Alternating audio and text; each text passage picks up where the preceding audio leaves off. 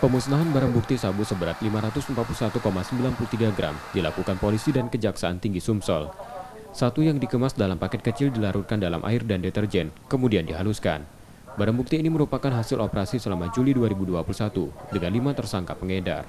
Salah satu tersangka meninggal dunia saat menjalani penahanan di tahanan di Tres Narkoba Polda Sumsel.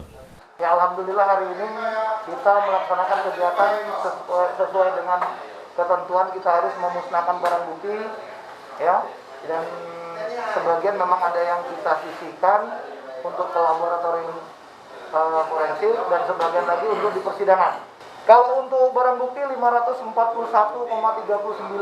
gram yang kita musnahkan tadi, yang dimusnahkan hari ini. Dengan tersangka berapa orang, Pak? Tersangkanya ada 5 orang, yang 1 meninggal dunia. Para tersangka terancam hukuman di atas 5 tahun penjara. Reski Oktora, Muklas Diferensial, Kompas TV, Palembang, Sumatera Selatan.